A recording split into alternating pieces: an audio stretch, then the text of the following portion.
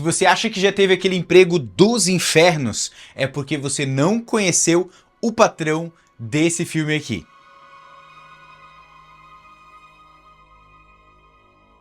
O Advogado do Diabo é aquele tipo de filme que começa como um drama jurídico elegante e, sem você perceber, vai escorregando para um thriller psicológico onde ambição, poder e tentação se entrelaçam de um jeito quase hipnótico. A história segue Kevin Lomax, um advogado jovem e brilhante da Flórida que nunca perdeu um único caso. E isso é menos um talento e mais uma manifestação pura de uma característica que define todo o arco dele: vaidade. Kevin é o tipo de personagem que acredita tão profundamente na própria capacidade que acaba confundindo vitória com virtude. Ele defende clientes que ninguém teria coragem de tocar e ainda assim vence, sempre com aquela confiança quase sobrenatural. Quando ele recebe uma proposta de uma das maiores firmas de advocacia de Nova York, comandada pelo sofisticado e enigmático John Milton, sua vida dá um salto para um universo completamente novo. Nova York é apresentada não só como uma cidade maior, mas como um templo moderno, onde advogados funcionam como sacerdotes do capitalismo e o sucesso é o único evangelho válido. Ao lado da esposa Mary Ann, Kevin mergulha nesse mundo de luxo, glamour e casos cada vez mais moralmente duvidosos. E quanto mais ele sobe, mais você sente que há algo de errado. Não no mundo externo, mas dentro dele. Milton observa, Milton elogia e Milton incentiva. E, de forma quase imperceptível, ele também o molda. Sem nunca gritar que é um filme sobre o diabo, a história vai deixando pistas sutis. O jogo aqui é sobre tentação, ego e escolhas que parecem inocentes, mas nunca são. E quando as consequências começam a bater, o filme vira de vez um estudo sobre até onde a ambição pode levar uma pessoa e o que ela é capaz de sacrificar pelo brilho da própria imagem. Eu confesso pra vocês que eu nunca tinha assistido O Advogado do Diabo. Jamais me passou pela cabeça de assistir esse filme, muito por conta da época que foi lançado. Eu era muito novo, né? Então o filme é de 97, na época não me pareceu um filme muito provocativo. Eu lembro de ter conversado com pessoas mais velhas do que eu, como meu irmão, meus pais, perguntando sobre do que se tratava o filme, porque o nome é sim muito chamativo, né? Mas não me apeteceu muito, não me provocou, e eu fui crescendo e ele foi ficando para trás. E a partir do momento que eu criei esse canal, eu percebi que vocês são muito apaixonados por esses filmes dessa época, né? Então comecei a resgatar algumas pérolas e eu fico muito grato a vocês por terem recomendado esse filme, que sem vocês eu provavelmente não teria assistido esse filme, talvez não por vontade própria. Que satisfação, meus amigos, que filmaço! Inclusive, é a primeira vez, vamos lá, talvez eu esteja cometendo uma heresia com algumas pessoas aqui, né? Ou talvez não, algumas pessoas talvez concordem comigo, mas é a primeira vez que eu vejo uma atuação boa por parte do Keanu Reeves, que interpreta aqui o Kevin Lomax. A gente gosta muito do Keanu Reeves, a gente ama esse ator, ele é super carismático, os filmes de ação, né, o que eles dão pra ele fazer, ele entrega muito bem performances de ação, de acrobacias, combate, carões, né, mas ele tem uma dificuldade tão grande em atuar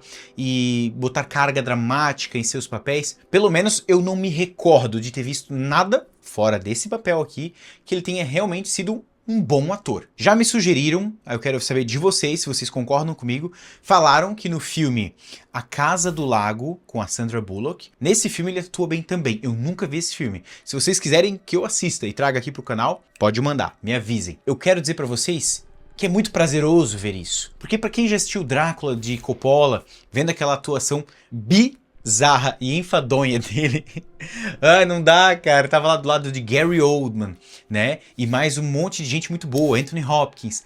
E ele atua daquele jeito, chega a ser bem embaraçoso. E aqui eu juro pra vocês que eu fiquei com bastante receio, tá?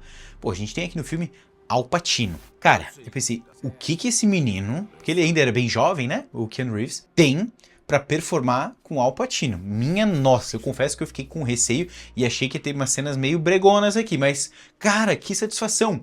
De verdade, eu estou legitimamente feliz por ter visto esse filme. Gostei da história, gostei das atuações, trilha sonora, ambientação, tudo que é muito massa. E eu quero contar pra vocês essa experiência agora na parte com spoilers, onde eu vou contar o filme inteiro e a gente vai destrinchando aqui alguns detalhes, curiosidades, interpretações, final explicado, por que não, né? E Se você quiser ver essa parte, né, é muito bem-vindo aqui no canal. Já peço agora, né, de forma antecipada, que se caiu por acaso aqui de paraquedas, seja muito bem-vindo, se inscreva aqui no nosso canal, deixa seu like se estiver gostando desse conteúdo, compartilha com aquele teu amigo, com aquele teu amiga, com aquele familiar que você acha que pode estar gostando desse tipo de conteúdo. Se quiser me ajudar, deixa aqui também seus comentários, né? O seu comentário logo no começo do vídeo ajuda a engajar e fazer com que o YouTube entregue para mais pessoas. Recados dados, faz aquela pipoquinha, aquele refrigerantezinho, apaga a luz e vem comigo. O filme então começa num tribunal onde nós somos apresentados ao personagem do Keanu Reeves, o Kevin Lomax. Ele está advogando para um professor que está sendo processado por uma aluna dele. A acusação é de que ele a teria assediado, né, de alguma forma. O personagem do Keanu Reeves tem que defendê-lo. Porém, no meio do tribunal, ali no meio do júri, você vê a menina ali falando as coisas horríveis que ele fez, ela descreve algumas coisas com alguns detalhes que tu fica bem enojado. Só que, bom, a princípio tu pode estar na dúvida, será que ela tá mentindo, será que não, será que ela tá falando a verdade? Só que a direção martela na nossa cara, focando e dando ênfase nas coisas obscenas que esse filho da puta tá fazendo ali do lado do advogado. Ele tá tocando a mesa e se salivando como um animal, um demônio mesmo. Desculpa, me alterei aqui, mas é bastante enfurecedor, né, esse momento. Tu olha pra cara do ator, tu tem vontade de pegar aquela cara dele, aquela bolacha, enfiar a mão. Nessas horas tu torce pelo John Milton, né? Leva esse demônio leva pro inferno junto contigo. Cara, a gente tem que elogiar aqui o ator, não é mesmo? Porque ele faz uma performance aqui que te dá raiva. O filme já começa com essa lapada e a gente está só começando mesmo, né? Então, quando o Kevin percebe esse movimento, essas coisas ali que só ele vê, né? Ele pede um intervalo no júri, ele pede, né, pro juiz, eu preciso pegar um ar. Ele vai lá pra fora, puto com o cliente dele, ele vai para um banheiro, lava o rosto e tal, pra tomar um ar. Ele até tira a aliança dele, né, de noivado. A Mary Ann, que é a esposa dele, interpretada pela belíssima Charlize Theron, tá sempre acompanhando ele, inclusive, né, no trabalho dele no tribunal.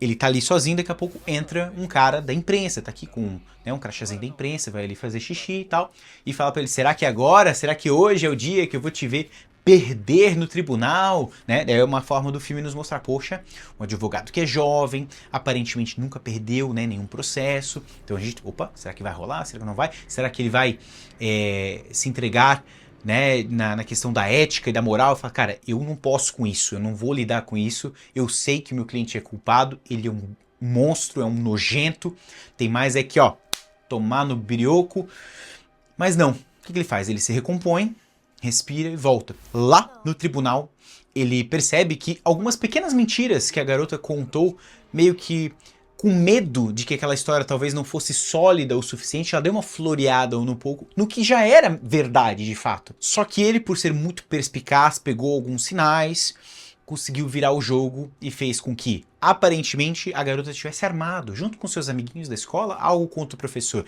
Ele pega uma ilustração que ela tinha feito, desenhando o professor, chamando ele de porco, não sei o que, daí, cara, ele faz o inverso e ele ganha. Aí, pô, o cara é brabo. O cara é brabo. E aquela alegria, né? Ganhou o processo e tal. Mas enfim, eles saíram do tribunal, ele nem sequer cumprimentou o cliente dele, né? Só saiu fora e foi comemorar a vitória com seus colegas de trabalho, com sua esposa e tal. Festança, bagunça, a galera ali brincando e tal, tomando uma cervejinha. De repente, surge aqui um personagem misterioso. Um homem se apresenta falando pro Kevin, Kevin, pô, fiquei sabendo do teu trabalho, das tuas vitórias consecutivas. E não só eu fiquei sabendo, como o meu patrão também ficou sabendo, e a gente tem uma proposta para você. Nós gostaríamos que você fosse trabalhar para nós num caso específico, aqui numa ajuda de uma seleção de júri, né, em Nova York. Daí o Kevin, pô, um advogado aqui da Flórida, como que eu vou chamar a atenção de um cara, né, pica lá em Nova York? Não, mas chamou, inclusive ele pega, tira um cheque, entrega, não nos é mostrado o valor, mas pela expressão do Kevin, deve ser uma bolada. Bolada essa o suficiente para ele topar, ele aceita, ele se muda para Nova York junto com a Mary Ann, sua esposa. Antes de se mudarem, obviamente, ele conversa com a sua mãe Alice, né? Ele se despede dela, ela fala, uma mulher super religiosa, fala assim, ó, filho, Nova York é meio que um templo de perdições, né? Lá não é um lugar bem visto aos olhos de Deus, e, né, enfim, ela começa com esses papos, ele é um rapaz que, tipo, não é tão religioso assim, não é tão apegado, né, a esses dogmas católicos e tal, mas, mãe, tudo certo. Deixa pro pai, vou resolver isso aqui. Enfim, e a gente não tem, de fato, a figura do pai, né? Uma figura paterna. Você percebe que a Alice criou o Kevin sozinha, né? E mesmo com essa questão da religião, né? Essa crença, né? Essa cultura mais cristã no lar, ele foi por outro caminho. Com sua esposa, vão para Nova York e aqui a gente, de fato, chega à tal cidade da perdição, segundo a Alice. Se tem uma coisa que a gente consegue absorver desse personagem é que ele tem um ego muito inflável, né? Basta você fazer alguns elogios, enaltecer o seu trabalho, você percebe que aquilo, né, mexe com ele de uma forma positiva. Ele sempre fica, pô, não, é isso aí, eu sou bonzão mesmo, tal. E isso vai subindo na cabeça dele. Tanto que quando ele chega no seu primeiro teste, digamos assim, que era para fazer a seleção dos júris, tinha já lá um advogado que trabalhava para o escritório da empresa Milton ali, né? Milton e Associados, né? O escritório. O cara já tinha meio que montado um júri. E o Kevin fala, não. Você esqueceu de olhar tais detalhes. Ele aponta alguns detalhes sutis de cada um dos júris e meio que faz uma limpa e reformula. E esse advogado olha pro supervisor do Kevin e fala, cara, esse cara acabou de chegar aqui, velho. Vocês vão acatar o que ele tá falando ou o que eu vou falar? Porque se vocês forem acatar o que ele fala, eu tô fora.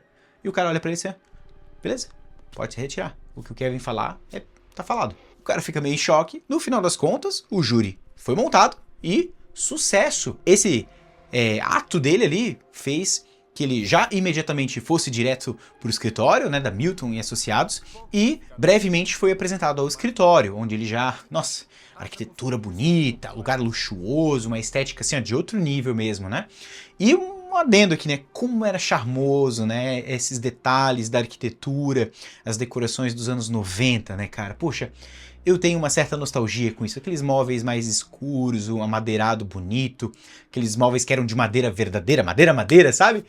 Cara, isso dá um charme, traz até um quentinho no coração. Pra vocês não, cara, hoje eu acho que tem umas decorações muito frias nos ambientes, né? Tudo muito branco, tudo muito pálido, parece que as pessoas têm um pouco de vergonha de colocar cores nas casas, né? Nos ambientes, nos escritórios corporativos, é tudo vidro, inox, ou um negócio todo meio... Pô, eu tô até meio sendo hipócrita, né? Meu ambiente aqui é preto, né? Mas é só esse cantinho aqui, gente. Eu juro pra vocês, tá? É o cantinho do Bruno Black, tem umas decorações meio black aqui, tá?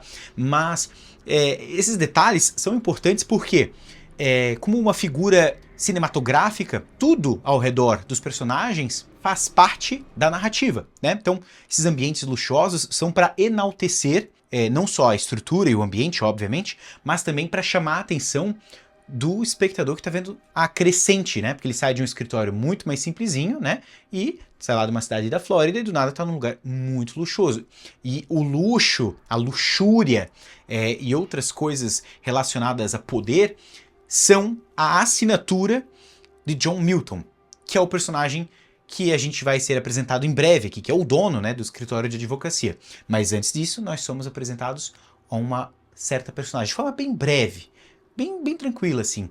A Cristabella, uma mulher linda, tá numa ligação, o Kevin passa por ela, dá aquele olhar meio sapequinha, meio serelepe, mas ela não dá muita bola, assim, ela pega e fecha a cortina na cara dele. E é interessante que ela tá falando em vários idiomas, ou seja, mais uma pista sutil, sem ter que verbalizar, que o escritório atende o mundo inteiro. E isso é bem interessante, que depois, em outro momento, eles falam, realmente, eles têm clientes no mundo todo. E é aqui que o homem entra, meus amigos. Al Pacino interpretando John Milton, que é o dono do escritório, o Big Boss. Então ele tem uma reunião ali com o Kevin e ele o convida para sua sala mega luxuosa, com uma... Cara, a decoração desse lugar também ela é bem provocativa. Mas antes da gente avançar a falar sobre esse envolvimento dele, essa conversa, eu quero chamar a atenção para uma curiosidade. John Milton. Olha só, que curioso. Vou pegar um negocinho para vocês darem uma olhada. John Milton. John Milton. Paraíso Perdido. Segurem essa informação, a gente volta nesse livro depois, tá bom? Então John o cumprimenta, o elogia, é aquele negócio que eu falei pra vocês do ego, né? Ele vai rasgando cedo, né? Vai falando que acompanha ele faz um bom tempo, que vê o trabalho dele sendo um sucesso e aquilo lhe provocou tanto a ponto, não, preciso te conhecer, preciso tê-lo na minha equipe, né? E preciso, inclusive, que você me ajude com um caso, que é um caso do Moyes. A gente já vai entrar nesse caso. Mas antes deles destrincharem sobre esse processo, do que ele precisaria que o Kevin fizesse, ele primeiro vai lá no alto do rooftop do prédio. Cara, pensa num prédio gigante, bonito, assim. Eles pegam e lá tem aquela meio que piscina de borda infinita. Eu acho legal o contraplano que mostra aqui na direção que os dois estão no topo de Nova York. Mas no sentido de, tipo, tudo de Nova York está abaixo do pé deles. Isso é bem simbólico que a gente vai desenrolar depois do filme, né? Mas talvez não seja spoiler, né, pra ninguém, que John Milton, ele é literalmente o diabo. Ele é literalmente Lúcifer. O mochila de criança. O tinhoso. Esse cara é o demônio. Só que ele está utilizando de suas habilidades, inclusive usa muito a expressão do livre-arbítrio para seduzir, flertar com os pensamentos dos humanos e assim meio que corrompendo as pessoas. Ele fala que não induz ninguém, né? Ele só sugere, mas beleza, tô me avançando um pouco, né?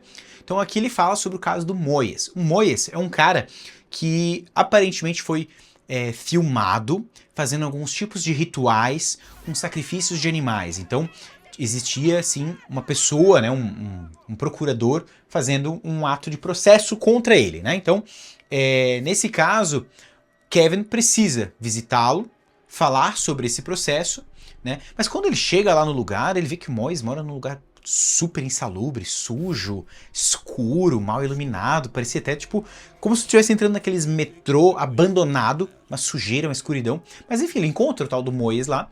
O Moyes pergunta o seguinte: tranquilo, eu já sou cliente do escritório de onde tu estás vindo, só preciso saber o nome de quem está me processando. Kevin vai lá e menciona, o cara abre uma geladeira, pega uma língua, tipo de boi, sei lá, de algum animal ali, começa a pregar essa língua e fala assim, ó, tudo certo, a gente se vê no dia do tribunal. E fica por isso. Então aqui é o primeiro caso do Kevin trabalhando para o Milton, né? Então, literalmente, as coisas meio que se resolvem de uma forma meio sobrenatural mesmo aqui, tá? Talvez o Kevin não tenha percebido isso, mas foi exatamente o que aconteceu. Enquanto o acusador estava tentando falar alguma coisa, ele dá uma crise de tosse, não consegue falar, e o Kevin aqui, ó, pá, defendendo seu cliente, o Moyes, falando que ele estava no direito de fazer esse tipo de ritual, porque na verdade o ritual fazia parte da sua matriz religiosa, né? Tanto que aquilo ali não era algo bárbaro, eles matavam sim os animais nos seus rituais, mas eram com propósitos religiosos, tanto que depois eles comiam a carne desses animais, assim como nós também, matamos um boi para depois fazer um churrasco e comer, tá tudo certo, ninguém condena ninguém por matar um boi e fazer um churrasco, matar um porco, matar uma galinha. Então, ele estava meio que acusando o acusador de que aquilo era um preconceito religioso e tal, enfim, ganhou a causa. E você olha nos olhos do tal do Moyes que ele sabia muito bem o porquê o cara tava lá engasgado, se tossindo todo e não conseguia articular, né? E aqui é o primeiro caso que o Kevin vence pros Milton, muito fácil, inclusive, até o próprio acusado, né, se defendeu de forma sobrenatural e deu certo. E tu entende que esse cara era muito rico. Milton, para celebrar essa vitória, convida o Kevin para dar uma volta ali, né, em Nova York, a pé mesmo, para eles andarem. E ele fala, você olha para ele, julga ele como um cara pobre, mas o cara tem mais de 15 milhões de dólares guardado. Então fica meio que subentendido que o cara sim é rico, muito poderoso, e talvez ali onde ele estava seja só uma forma de se esconder. Inclusive, esse negócio de se esconder é o argumento de conversa nessa caminhada deles. Ele menciona que o Kevin, ele é meio que um pavão, né? Ele é aquele cara que não só é apegado à ambição, poder, ego, mas ele é um cara muito espalhafatoso, porque ele vai chegando, sabe? Então, roupas caras e tal. E o Milton fala, cara, por exemplo, outros magnatas, outras pessoas milionárias, né? Os caras andam com limusine, com carrão de luxo. Eu ando de metrô, cara. Eu gosto de me misturar. Eu gosto de me infiltrar, eu gosto de ser aquele cara que vai chegando de mansinho, ninguém percebe, e vou me infiltrando. E aqui você pode interpretar como só um cara sutil, que não gosta de chamar atenção, mas sabendo do contexto, a gente também entende o que ele está dizendo, né? Estamos falando do diabo, né? E ele literalmente age assim na surdina, não é um cara espalhafatoso, ele gosta de chegar chegando aos pouquinhos e ir minando a vida das pessoas aos poucos. Eu acho muito legal essa construção e o simbolismo, né, dele falar que gosta de ir no metrô, por baixo, né, essa metáfora do baixo, né, céu em cima, inferno embaixo, submundo, né, e é bem interessante que aqui, nessa passeada deles no metrô, tem uma das pequenas demonstrações da frieza, maldade do John, que tem uns cara meio... aqueles cara encrenqueiro no metrô, olham pra ele e falam, o que você tá fazendo aqui? Ele fala, eu gosto de andar de metrô, os caras ficam provocando e tal. E quando esses caras querem partir pra briga, o John, do nada, começa a falar no idioma deles. Salvo engano é espanhol, ele começa a articular umas coisas pro cara, fala assim, tua mulher, com nome tal, tá em casa agora, transando com um cara tal, não sei o que, não sei o que. O cara começa a falar um monte de coisa, só que o cara, ele nem se questiona, porque a quantidade de informações que o John solta ali parecem bater certinho com talvez suspeitas que esse cara tivesse, sabe? Ele não inventou nada, tipo, tua mulher tá distraindo agora nesse momento com um cara... Não, ele falou o nome da mulher, onde ela tava e com quem ela tava e o que eles estavam fazendo de formas obscenas. O cara, o John, ele não tem filtro nenhum, né? O que se esperar do próprio diabo, não é mesmo? Então aqui ele pega e vai falando, e o cara fica putaço e ele fala assim, ó, se tu descer aqui agora, tu ainda tem tempo de pegar ela no flagra. E o cara desce. Daí o Kevin, por não entender o idioma, ele pergunta o que tu falou pros caras. Eu falei, se eles viessem pra cima, tu ia me defender. Ele dá uma brincada e fica por isso. Só que aqui é uma das demonstrações das influências e como ele age sem nenhum tipo de medo ou preocupação, gente. Lógico.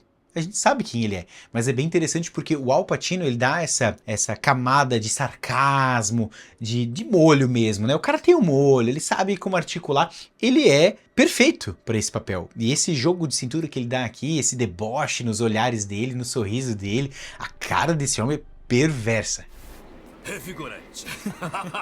E lógico que nem tudo são flores, né? A partir do momento que Mary Ann e Kevin são apresentados ao apartamento que eles vão morar, que é um apartamento inclusive cedido pelo Milton no mesmo prédio onde ele mora. Ele mora na cobertura do prédio e eles vão morar num andar ali bem específico, bom também, tá? Super luxuoso, ele ganha muito dinheiro e no momento que eles se mudam, é tudo encanto, né? Mary Ann tá feliz, ela fica lá brincando com mudar a cor do apartamento, eu vou comprar isso, comprar isso. Só que aos poucos ela vai percebendo que aquilo não é o que ela queria. Ela vai se sentindo sozinha, se sentindo vazia, distante, porque o Kevin tá mergulhado no trabalho. Ele tá cada vez mais fundo no trabalho dele e mais afastado dela. E o Milton tá sempre assim, ó, né, ao redor dele ali, tipo, fazendo, vem cá, vamos resolver isso aqui, vamos sair juntos, não sei o que, não sei o que. Tanto que, no primeiro contato que a Mary Ann tem com o John Milton, é numa festa onde tem vários acionistas, sócios, é a galera do escritório e tal. E é o momento do Kevin conhecer e socializar com a galera. De novo, ele encontra a tal da Cristabella, ele fica meio que dando umas flertadas com ela. Ele é bem sem vergonha, ele tá bem safadinho, bem saidinho. Mas eu lá, tô batendo papo e o John se apresenta, né, pela primeira vez ali pra Mary Ann. E ele já começa com os papinhos. O homem é bom na lábia, ele vai falando dela, como ela é bonita, como ela ficaria mais bonita se ela mantivesse a cor natural do cabelo dela, que tá bonita assim, mas que se ela fosse castanha natural seria mais bonita, mais curto, não sei o que. Ele vai assim, ó, plantando e tal. E ele faz exatamente o que algumas mulheres falaram pra ela. Porque assim, até então, ela não fazia ideia quem era ele. E antes dele chegar na festa, duas mulheres estavam conversando com a Mary Ann. Essas mulheres são, vamos lá, uma delas é a esposa do homem que chamou o Kevin lá no começo do filme, que trabalha pro John, né? Ela é a esposa. E uma outra mulher que também é esposa de um outro sócio do John. E elas ficam ali. E pelo que elas falam do John, como elas falam, tu sabe que tem algo muito errado ali, porque elas falam com tesão dele, assim, sabe? Então é bem fácil de entender que ele pega geral ali e as pessoas talvez saibam e ninguém fala nada, ninguém questiona. E quando ele entra em cena, tu já vê que ele já começa nela, já começa a flertar nela, passar os papinhos, e ela fica desconfortável até ela quer ir embora da festa. Ela vai embora e o John continua ali. E antes dele ir embora de fato, o John chama ele pro escritório, eles vão conversar lá em cima, porque agora temos o caso que vai ser o caso mais importante do Kevin até o final do filme. E eu vou explicar melhor pra vocês aqui. Alexander Cullen é um cara magnata ali de Nova York, multimilionário, está sendo acusado e está repercutindo em todos os lugares que ele assassinou a esposa e mais umas crianças da família. Um triplo assassinato ali. Pô, ele é muito rico e também é amigo ali do Milton e dos sócios dele ali, então eles precisam defendê-lo, certo? E eles chamam o Kevin no escritório para defendê-lo. Um desses sócios do John Milton falou, cara, ele é muito novo, não faz sentido, o Alexander não vai gostar de a gente botar um novato, não, a gente conversa com ele. Se o Kevin topar, é ele quem vai assumir. E o Kevin fica meio com receio, porque ele vê que o outro cara tá reprovando, ele olha pro Milton, que tá bem confortável com a situação, e fala, cara, o que tu mandar eu vou fazer. Bom, isso aí, vambora. Então, antes de eles de fato irem lá conversar com o tal do Alexander Cullen na manhã seguinte, primeiro ele tem que ir pra casa. E quando ele vai pra casa, minha nossa, tem uma DR aqui com a Marianne. E aqui teve o contraste de atuação. Lembra no começo do vídeo que eu falei que o Keanu Reeves tá interpretando muito bem nesse papel aqui, tá legal, tá operando joia, muito massa. Só que o contraste com a Charlize Theron é absurdo, cara. Essa mulher é absurda. O que ela tem de linda, ela tem de boa atriz. E essa mulher é muito boa atriz. E depois dessa DR, ela falando, porra, tu me deixou sozinha na festa, não sei o que, e não sei o que, tava lá sassaricando com outra menina, fica braba e manda ele dormir no sofá. Na manhã seguinte, eles vão, de fato, lá conversar com Alexander Cullen. O cara fica super desconfortável com um novato e tal, mas o nosso amigo Kevin é um cara proativo. Ele não deixa o cara, tipo, encurralar ele, né? Ele fala, não, cara, eu vou te defender, mas tu tem que ser esperto. E começa a dar aqui as caldo, o que tem que ser feito, as dicas, as orientações. Ele, literalmente, bota na mesa e manda medir, porque ele é brabo. E ele fala, ó, vamos fazer acontecer, eu vou te ajudar, mas tu precisa me ajudar. E aqui é legal porque tu percebe que a construção do personagem Alexander Cullen, ela é bem ambígua. No começo fica, cara, será que ele realmente matou a família ali, cara? Porque ele é muito rico, mas o dinheiro já estava no nome dele, então será que ele teria interesse em matar pra ficar com aquilo sozinho? Mas por quê, né? Fica meio esquisito, fica muito óbvio, né? E o ator é muito bom, né? Ele fica falando, não, cara, eu jamais ia matar minha família, não sei o quê, estão armando pra mim. Daí ele fica meio que parece que tá escondendo um segredo e a gente vai descobrir que esse segredo é que ele disse que tinha uma amante. Então, ele tava com a amante no momento que morreu a família. Então, putz, não podia ser ele, né? Mas e agora? O Kevin tem que investigar mais a fundo. E as investigações vão se afundando num lodo, num churume. E ao mesmo tempo ele vai ganhando distância da Marianne e a menina vai ficando cada vez mais perturbada, cada vez mais insana. Por quê? Cara, essa menina vai se afastando e ela meio que entra na pilha de, vamos gastar o dinheiro. Já que o teu marido não tá te dando atenção, vamos gastar o dinheiro dele, vamos embora, vamos gastar. E as meninas vão lá gastar numa loja e tal. E essa cena aqui é macabra. E eu achei sensacional. Que ela tá ali olhando as meninas, se provando. Ela fala, só papo fútil.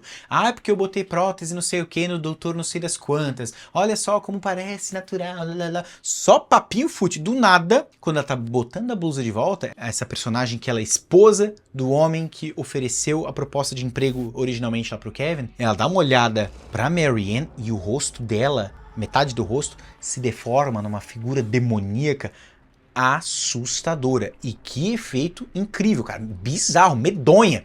E é lógico que a Marianne sai dali correndo. A Marianne sai desesperada. E ela quer falar isso pro Kevin. Mas o Kevin é tão distante que tudo pra ele é o trabalho. E parece que tudo que ela fala, tu tá com problema, é que tu tá muito sozinha, é porque tu tá doente, não sei o que. Ele não presta atenção na mulher dele, ele não ouve ela. E isso é o que acaba arruinando aos poucos a vida dos dois. Nesses momentos em que a Marianne tá passando por essa bad, por essas visões conturbadas, ela tá tendo umas alucinações. Tem uma alucinação aqui, gente, que é bizarra, que ela acorda na madrugada, ela vê um bebezinho peladinho num quarto, mexendo com alguma coisa, parece umas tripas assim, e ela fala, depois quando acorda, ela fala pro Kevin que aquilo, alguém veio e tirou dela os seus ovários, como se fosse alguém tirando a capacidade dela de ser mãe, porque ela queria muito ser mãe, né?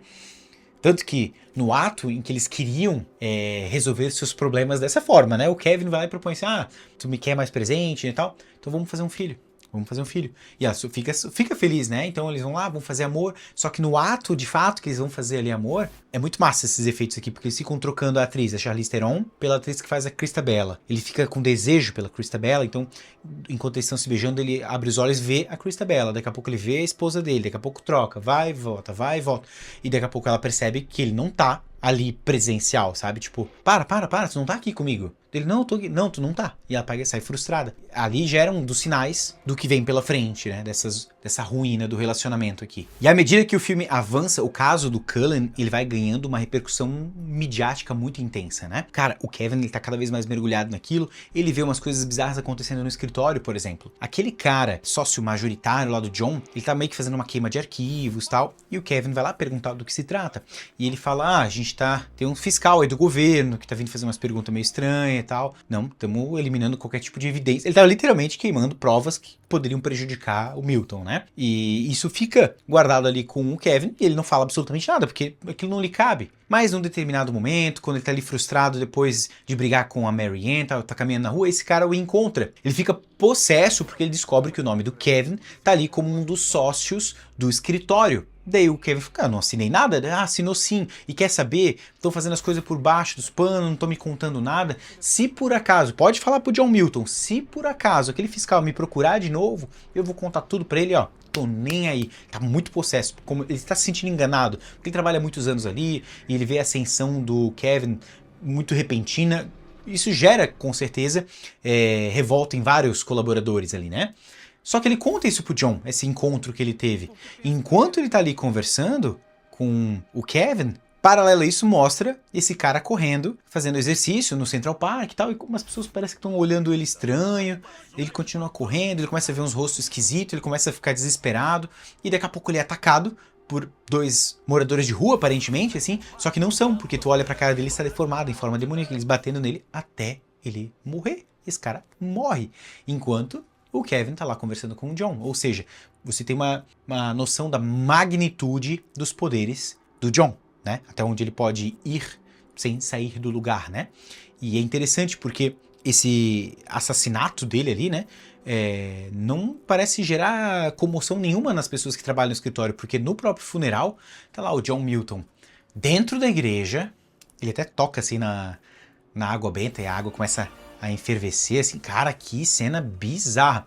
E aquela Christabella e a outra moça lá, mulher do cara que o contratou originalmente, ela tá ali, elas estão dando em cima dele ali no meio da igreja.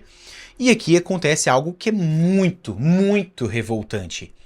Ele olha pro banco da frente, o Cullen, né, seu cliente, tá ali sentado e tá conversando com sua enteada. A tal enteada que ele fala diversas vezes no filme que sente saudade, que não estava podendo vê-la depois desse crime que aconteceu, desse misterioso assassinato. E ele tá com a mão por trás dela nas costas, tocando nela de uma forma muito, muito suspeita.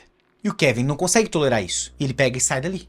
E quando ele sai dali da igreja, ele tá caminhando em direção à casa a pé, assim, ele encontra um cara, e esse cara fala que sabe do passado do Kevin. Fala, Kevin, eu preciso conversar contigo, eu não quero papo agora. Não, a gente tem que conversar por causa desse processo, não sei o quê. Ele vai meio que né? Tipo, o Kevin andando na rua e o cara acompanhando ele. Daqui a pouco o cara pega e fala assim, tu ficou sabendo o que aconteceu com aquele teu cliente que tu defendeu lá na Flórida? O tal do professor? Tu viu o que aconteceu? Encontraram ele com uma garota morta no porta-mala. Aí tu fica, puta, cara. Aí ele começa aquele pensamento de, e a moral? Como é que fica? Tu defendeu o teu cliente sabendo que ele não era inocente, e qual a consequência? Temos agora uma vítima fatal nas mãos daquele filho da puta, aquele nojento. Aí tu já começa a perceber que o Kevin tá começando a ficar meio perturbado. Cara, essa construção do personagem aqui é muito boa. Né? Tem momentos, por exemplo, que o John Milton tá lá conversando com ele na rua, e ele fala assim, cara, tu tem que cuidar da tua mulher, tá ficando, né, doente e tal. E o Kevin fala, não, cara, não posso, eu tenho que focar no trabalho, porque se eu volto pra casa e ela melhora, e eu não estiver mais com esse caso do Cullen, eu vou ficar com muita raiva dela. E tu percebe que o Kevin coloca o trabalho em primeiro lugar o tempo todo. Tanto que quando a mulher dele começa a apresentar os primeiros sintomas de estar doente, de estar mal, ele chama a mãe dele pra ficar ali na casa. E a mãe dele não se sente bem ali. Tanto que rola uma cena bizarra aqui, tá? Que quando ele chama a mãe dele pra ficar ali com a Mary Ann, eles estão ali no elevador, a esposa dele, né, Mary Ann, e a mãe. E quem entra no elevador junto? Aqui entra o John Milton, a Christabella e uma mulher que não apareceu o filme inteiro. Só uma mulher linda, modelo ali junto com ele, e ele é abraçado com as duas. Aí ele olha pra mãe do Kevin e fala assim, muito prazer. E ela toda fria, assim, nem cumprimenta ele. Ele fala assim, a senhora já tinha vindo a Nova York outra vez? Ela, não fala nada e o Kevin interrompe e fala assim, não, minha mãe nunca veio pra cá, ela não gosta de Nova York. Dele, entendi e tal. E quando chega no andar do Kevin, a mãe e a Marianne saem do elevador, a Marianne já fuzilando o Kevin, porque ele tava de olho nas meninas ali, ela percebeu. E quando ela vai entrar no apartamento, o John segura o elevador e fala, preciso tratar algumas coisas do processo do Cullen lá no escritório, quer subir comigo? E tu vê que as intenções deles são outras, né?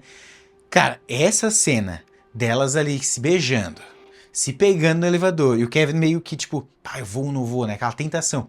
A cara do John Milton, né? A cara do Al Pacino aqui, a cara de... Cara, ele era o demônio. Aqui ele era o demônio provocando. E o Kevin olha pro apartamento e ela tá lá fuzilando ele, a Marianne. E ele, John, a gente resolve amanhã. Ele resiste à tentação e vai pra casa. Cara, que cena bem feita. Ela tem um grau de tensão, né? Porque fica...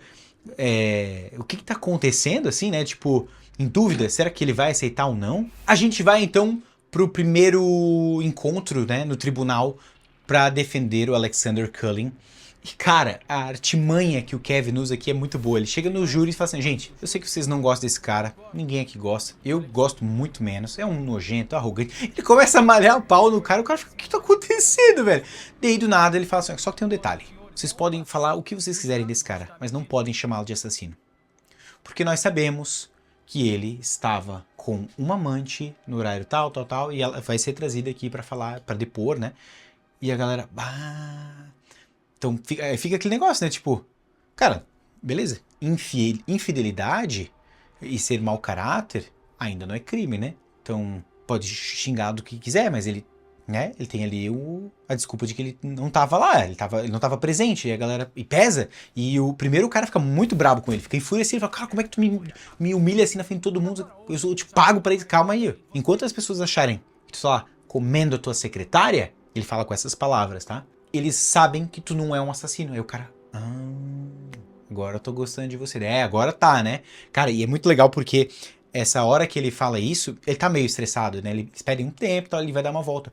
E nessa hora que ele vai dar uma volta, cara, uma das cenas que eu achei mais marcantes desse filme é essa cena agora que eu vou descrever pra vocês.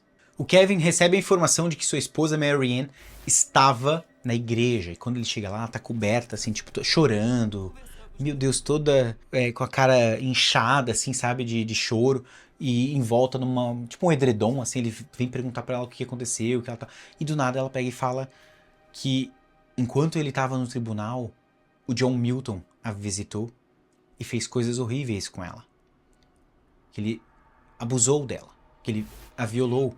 Ele fala, não é possível, ele tava comigo a tarde inteira lá no tribunal, e ela fala, não, você tá ficando doente, tu precisa se tratar. E ele começa a desacreditar nela, do nada ela pega, fica de pé na igreja, cara, que cena profana, assim, ela tira o edredom, a coberta e fica nua. Ainda bem que a igreja tava vazia, tava só os dois ali, cara, que ela fica nua do nada, e o corpo dela todo machucado, cara, todo lanhado, e tu fica, meu Deus, o negócio é muito sério.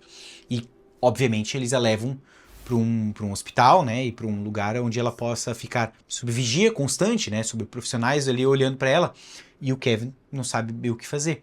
E lá, dentro desse lugar, desse hospital, é onde acontece uma das cenas mais chocantes do filme também, na minha opinião, porque ela é bem visceral, né?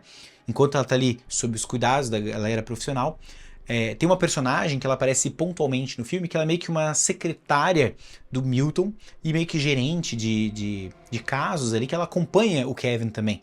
E ela tava ali meio que pra acalmar a Marianne. E ela até pega um espelho e fala assim, olha, como você tá bonita, né? Deixa eu te ajudar pra pentear o cabelo e tal. E quando ela olha no espelho, ela vê o rosto da mulher. E ela vê a mesma figura demoníaca que ela viu nas outras mulheres. E ela se assusta e ela acaba pegando o espelho e ferindo aquela mulher. E a mulher grita, e quando o Kevin vem, ela pega e se fecha dentro do quarto sozinha, tranca, ninguém consegue entrar. Ela pega um desses cacos de vidro do espelho que quebrou ali e... Cara, essa cena, meus amigos... E aqui, o Kevin arrebenta a porta, consegue passar, e aqui ele dá uma interpretação que eu achei muito boa, tá? Ele acolhe ela, e chora, e se desespera. Aí aqui tu vê a decadência, né? Que ele caiu. Assim, o mundo dele desabou de uma vez por todas. Mas como se já não fosse ruim o suficiente o que tá acontecendo aqui, a Alice, mãe do Kevin, vem e fala, escuta, preciso te contar uma coisa, de que quando ela veio para Nova York, ela veio uma vez na vida, em 1966. Ela veio com o pessoal da igreja e ela parou num lugar, num restaurante, tinha um garçom muito simpático, muito gentil, muito bonito, falava coisas da Bíblia, falava super bem. Ele a seduziu com as palavras bíblicas e ela fez amor com ele naquela noite. E esse garçom, esse homem, é o pai do Kevin. Então ela sabe, né, quem é o pai do Kevin. Acaba revelando que nessa segunda vinda para Nova York, que foi agora, né, ela encontrou esse homem de novo. Ela o encontrou no elevador no dia em que ela subiu com a Mary Ann. Dele, como assim no elevador? John Milton era aquele garçom. John Milton é o teu pai. Meu, o cara fica puto, louco e, meu Deus, ele sai dali voando e ele vai pra torre lá do Milton. Ele sobe esse prédio, vai lá no rooftop, lá na cobertura e encontra lá o John Milton. E ali começa um embate, né, de quem tu pensa que tu é, quem tu é, o que você é. Mas ele chega armado, o Kevin. E eles ficam ali se alfinetando e tal, até o momento em que o Kevin surta e começa a disparar com a arma de fogo. E nada acontece. A bala atravessa e ele fica provocando. O John fala, é isso aí, é assim que eu gosto, não sei o que. Ele fica aí provocando e nada acontece. E o Kevin fica desesperado, tipo, quem é você? O que você é? Daí ele pega e fala, né? Já me chamaram de vários nomes, eu tenho vários nomes. Né? Lúcifer, Satanás, Diabo, mas pra você é papai. Olha que filha da... O cara é muito debochado, cara, sarcástico. E é isso que é o maravilhoso desse filme, sabe? Porque o diabo, ele não é caricato, ele é debochado, ele é sarcástico, ele tem um humor ácido. Mas ele, quando ele quer ser venenoso, ele também é, sabe? Ele tem muitas camadas aqui. E o Al Pacino entrega essas camadas, assim, ó, de forma incrível. Que ator top, né, gente? Minha nossa, esse cara é muito bom. A gente esquece, né? Porque faz um bom tempo que eu não vejo filmes com o Al Pacino. Aí a gente vê um filme dele no seu auge, né? Cara, esse cara é muito bom, cara. É muito bom ver esses filmes. E aqui nesse embate, quem entra na sala? Cristabella, aquela menina linda e maravilhosa que não tinha falado nenhuma palavra o filme inteiro. E aqui nos é revelado que John Milton fez vários filhos pelo mundo. Todos uma baita decepção para ele. Com exceção do Kevin e da Cristabella. Porém, agora ele quer, olha só, olha o negócio como vai escalonando do nada. Ele quer que ambos façam amor para que Cristabella engravide e que desta forma, através do incesto, algo profano, impuro, eles possam trazer o anticristo em seu poder pleno. Esse é o plano dele. E no meio desse papo ali, tá? É um negócio de negociação. O filme inteiro tem essa atmosfera de negociação, né? O que tu me dá, o que eu vou te dar, o que eu vou ganhar em troca, sabe? Esse negócio. Todos os diálogos parecem que são construídos dessa forma. E aqui chega um momento em que parece que o Kevin vai ceder. Porque até uma certa parte, tu até compra isso. Porque, pô, o cara tá quebrado. Ele descobriu que o pai dele é o diabo, que a mulher dele morreu, tirou a própria vida, que a mãe dele mentiu pra ele a vida inteira. E tá ali, né, com aquela mulher monumental na frente dele. E parece que ele vai ceder. Só que do nada ele fala assim, tu esqueceu de um detalhe. O livre-arbítrio. Ele bota a arma aqui e pum. Ele tira a própria vida. Aí fica, o quê? O quê? Aí do nada, tudo pega fogo, o escritório ali começa em chamas, aquele monumento decorativo que tinha ali até durante a discussão entre o Kevin e o John Milton, aquelas coisas pareciam que estavam vivas, como se fossem anjos caídos num movimento meio sexual ali, naquele negócio meio esquisito. Aquilo pega fogo, o John Milton se transforma, daqui a pouco ele é trocado, o Al Pacino, pelo Keanu Reeves com cabelos longos, como se ele fosse um anjo com asas, e a cena, pum, fade out. E aqui do nada, o Kevin, lá naquela cena inicial do filme, no banheiro lavando o rosto, ele, opa, o que acabou de acontecer aqui? Isso foi real? Será que eu imaginei isso? Tu, como espectador, fica na mesma dúvida, né? O que aconteceu? Do nada entra aquele cara de novo da imprensa, o mesmo diálogo, só que agora, quando ele vai lá no tribunal, ele vê lá a Mary Ann. Tá bem, tá viva, linda, maravilhosa. Tá lá o pessoal do júri, ele só chega pro juiz e fala, eu não quero mais advogar pra esse cara, não quero mais. O cara fica putaço, a galera fica, não sei o que, o juiz também fica bravo, ele pega, vira as costas e vai. A esposa dele até pergunta pra ele, tá tudo bem? Ele fala, agora vai ficar tudo bem. E eles estão descendo. E quando o filme parece rumar pra um caminho feliz, né? Tipo um final feliz, aquele cara da imprensa pergunta, e aí, cara, precisavas dar uma entrevista, né, na TV, tu precisava falar sobre esse teu caso. Ia ser, né, sucesso, né, tu falar o cara que recusou defender o seu cliente que, com certeza, é culpado. Meu, isso ia te trazer muita fama, velho, né, não sei o quê. E a esposa dele fala, pois é uma boa ideia, né, dele, ok, acho que faz sentido, me liga na segunda. E eles vão descendo. Dá um close na cara desse personagem, desse ator, que é o cara da imprensa. O rosto dele muda e do nada ele se transforma no Al Pacino. Ele quebra a quarta parede, né? Porque ele fala com o espectador e ele fala: a vaidade, o meu pecado preferido. E fim de filme. Com um sonzeiro aqui do Rolling Stones, né?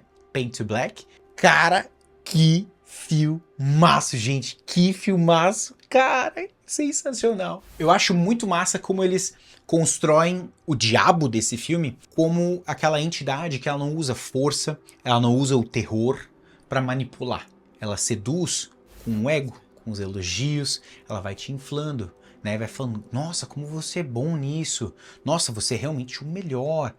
E até que ponto, de fato, ele fala, né, sobre a vaidade, que é o pecado favorito dele ali, né? Até que ponto esse personagem era, né, tinha sucesso, né? O Kevin, de fato, tinha sucesso nos processos, nunca foi derrotado. Até que ponto isso não é o fato dele ser o filho do diabo? Será que isso realmente era talento dele? Porque parecia que ele tinha meio que um sexto sentido para entender algumas coisas que ninguém via e tal. Faz sentido, né? Olhar por esse lado, que ele só conseguiu ser jovem e escalar tão rápido porque ele literalmente tinha habilidades sobrenaturais que ele não sabia. Ele achava que era talento.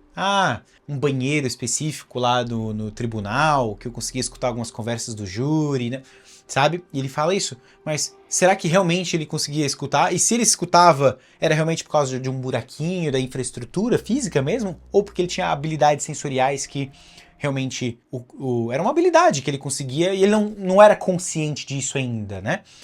Eu acho isso muito legal, fica no ar esse mistério, não se explica, a gente pode interpretar como quiser. Muitas pessoas não devem falar, não, Bruno, é óbvio, se ele é filho do diabo, isso é muito óbvio.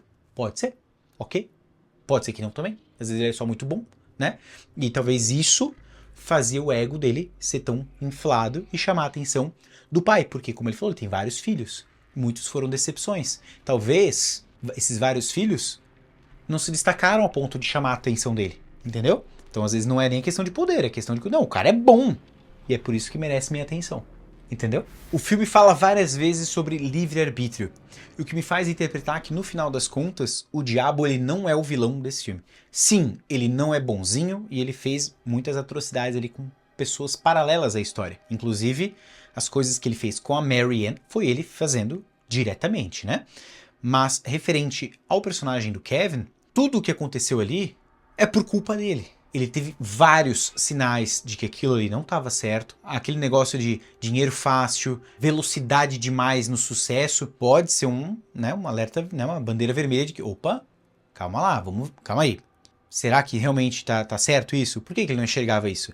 Ego, vaidade. Isso o cegou a ponto de jamais conseguir ver que ele erra, jamais assumiria a questão de perder. Inclusive, ele se impõe quando John Milton, já sabendo que John Milton é o diabo, o John Milton o provoca, falando, cara, eu te dei os sinais, tu decidiu seguir, cara. E ele bate de frente, não, eu não perco. Esse é o meu trabalho e eu não perco. Ele bate de frente, cara, ele bateu de frente com o diabo. Então tu vê, o ego desse cara é tão grande, a vaidade dele é tão imensa, que ele já tá consumido até o último fio de cabelo pela vaidade e pelo poder. Essa questão dele não perder não está atrelada apenas a uma coisa competitiva, de ser um cara competitivo. Para ele, é indiscutível, não existe a mínima chance de perder. O que isso pode nos dizer? Que esse personagem é capaz de qualquer coisa para não perder. E esse é o fim dele. Só que ele tem um ato de redenção bem no final, que é quando ele escolhe tirar a própria vida, e aquilo ali fica subjetivo. Ele tirou a própria vida de fato, e teve uma segunda chance, né? Como se o demônio impedisse que ele fizesse isso por ser filho dele. Cara, eu vou te ganhar de novo em outro momento. Por isso que ele vai lá e tenta pegar na vaidade dele de novo com a questão da entrevista. Se não vai ser trabalhando como advogado, quem sabe ficando famoso através da mídia mesmo, né? Mas mostrando que, tipo, o diabo vai tentando. vai tentando. A responsabilidade das escolhas é sempre nossa. Essa é a interpretação que eu tive. Bom, eu falei para vocês que eu ia falar sobre o livro Paraíso Perdido, de John Milton. Esse nome foi escolhido por personagem como uma homenagem, porque esse livro conta a história do Éden. Adão, Eva, o Lúcifer provocando, a serpente provocando a Eva. E ele basicamente faz isso no filme, né? Vai seduzindo ali o Kevin, mas no final das contas quem decide fazer a escolha de comer a maçã, né? Ou de fazer as coisas que o Kevin faz no filme, a escolha é literalmente a questão do livre-arbítrio. E tem uma frase que eles falam no filme, que tem aqui no livro, vou tentar mostrar pra vocês aqui. Esse livro aqui da Dark Side é lindo, gente. Minha nossa, é muito lindo. Tá escrito assim, ó: melhor reinar no inferno do que servir no céu. Cara, que frase poderosa. Existe o livro, tá? Esse livro aqui são quadrinhos. Então tem várias ilustrações muito interessantes de como aqui a gente conhece um diabo muito parecido com o do filme. Ele é ressentido, é um filho magoado de Deus, culpa Deus por tudo. Ele não vê os humanos como uma obra divina, ele enxerga os humanos como podres e corruptíveis, inclusive a expulsão de Adão e Eva no paraíso é uma prova para Lúcifer de que ele estava certo, de que os humanos são facilmente manipulados. E acontece isso, né? Não foi difícil para ele seduzir a Eva, né? E fazer com que ela comesse o fruto proibido, né? Então você pode ir literalmente para a questão da maçã, ou para o ato sexual, que pode ter sido, né? Algo mais para esse caminho também, né? Existem algumas interpretações que eu acho muito interessantes, mas essa questão de chamá-lo de John Milton eu achei muito legal, porque é literalmente o nome do autor que descreve isso. Acho que tem pelo menos uns 200 anos já, né? John Milton, né? De quando ele escreveu O Paraíso Perdido. É tão bonito, é tão forte, tão poderosa essa interpretação dele aqui, né? A gente meio que vê a história pela perspectiva de Lúcifer, né? E aqui ele não tá endeusando ou passando pano pra Lúcifer. Não é isso, tá, gente? É só mostrando a perspectiva dele e vendo como ele é podre, sim, manipulador. Mas ele também é ardiloso, ele é inteligente e é importante a gente prestar atenção para ficar longe de suas tentações. Então é isso, meus amigos, eu espero que vocês tenham gostado desse vídeo. Quero agradecer de novo vocês por terem indicado esse filme muito bom. Continuem me indicando esse tipo de filme, adoro ver esses filmes e depois trazer aqui para falar sobre esses filmes para vocês. Caso vocês tenham gostado do vídeo, não se esqueçam, deixem o seu like, se inscrevam no canal caso ainda não sejam inscritos, comentem a opinião de vocês sobre o filme, sobre a interpretação do Al Pacino, do Keanu Reeves, da Charlize Theron, o que acharam desse vídeo, do jeito que ele tá, se ele tá muito enrolado, muito prolixo, se tá bem completinho, estão gostando desse formato? Vejo vocês no próximo vídeo, beijo, até mais!